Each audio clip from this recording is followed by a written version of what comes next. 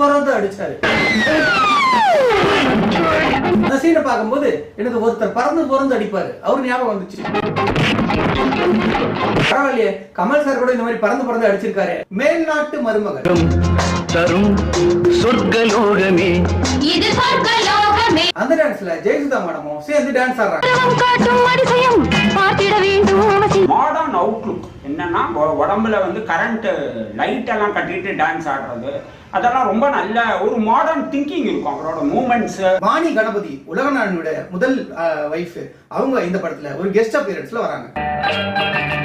How wonderful, how beautiful. உலகநாயகன் யார் அப்படின்னு பார்த்தா, உலகநாயகன் ஒரு கதாநாயகனா நடிச்சிருக்காரு. அதாவது இது ஒரு double hero subject, second hero கிடையாது, கதாநாயகன். அதாவது ரெண்டு ஹீரோல ஒருத்தர். It was a dance character which is against a culture மாதிரி இருக்கும், இந்தியன் கல்ச்சர் அகைன்ஸ்டா இருக்கும். சொல்ல போனா சிவகுமார் சாரோட கமல் சாரோட பெர்ஃபார்மன்ஸ் ரெண்டு படி மேல இருக்கு. இந்த படத்தின் மூலமா கமல் சார் பயங்கரமா ஷைன் ஆனாரு.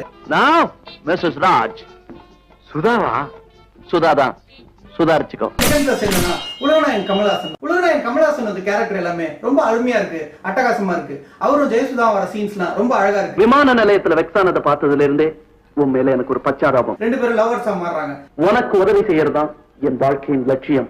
அடே அப்பா, நீங்க பாட்டு ஆட்டத்துலதான் எக்ஸ்பர்ட் நினைச்சேன், பெரிய பலசாலியாவும் இருக்கு. கொழும்பு ஜெசிமால 100 நாள் ஓடி இருக்கு. மேல்நாட்டுல இருந்து வந்த அந்த மீனா அப்படிங்கிற கேரக்டர் புடவை கட்டிக்கிட்டு அழகா ஒரு இது மாதிரி இருக்காங்க. ஆனா கமல் சார் கல்யாணம் பண்ணிட்டு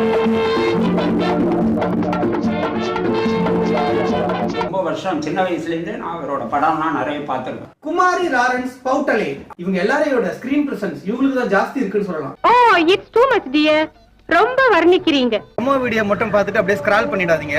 கீழே போய் யூடியூப் லிங்கை கிளிக் பண்ணி ஃபுல் வீடியோ பாருங்க.